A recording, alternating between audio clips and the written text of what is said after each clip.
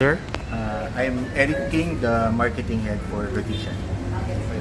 I'm DJD, in charge for the distribution for Rhodesian. I'm Chester D. I'm in charge in the house brands namin, including Moringa Vita. Okay, sir. We know the product, Moringa Vita, pero what's the name of the company behind this? What's the name of the company? Oh, yeah. It's Rhodesian Sales Corp. Actually, we started in distribution talaga from the beginning.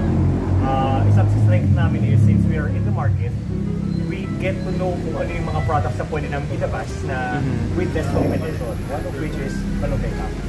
So, of all your products, maliban doon sa capsules, ano sa tingin nyo yung magiging hit sa Filipino? Hindi magiging hit, kundi hit na. Hit which na, is, yung isa naming item is the Guyastin also, another coffee brand na inaalaga namin. It's a mixture of Guyabano and Mangosteen. Hit na siya. So, hindi na siya Moringa. Yes.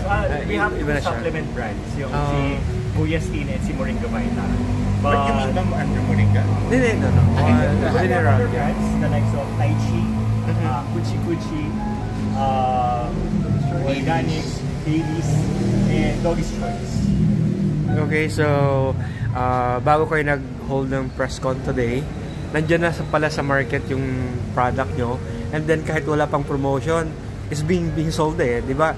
Kasi nakikita naman tao Moringa, so kumbaga pinipick up na lang ng mga tao yon. So after this, ano yung expectation nyo?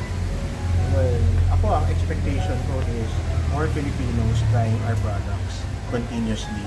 Ang nasa vision ko talaga is sa bawat bahay ng Filipino, may isang Rhodesian product na item inside the house. Yeah, tama po kayo. Kasi ang core strength po talaga ng Rhodesian is distribution. Before we did marketing, kaya napansin niyo po later pa po kami nagkaroon ng mga press con kasi nauna po talaga muna yung distribution.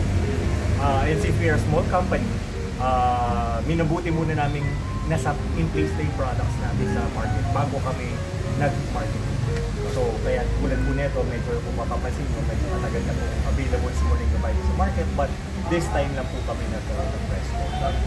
Parang reverse, di ba? Kasi yung iba, nag-loan sila, una kagad. Pero sa tingin nyo, effective to? Or more effective? We're blessed to have our brands survive that yung longevity ang haba ng panahon. Marami ng brands na nawala, sa amin nandyan pa.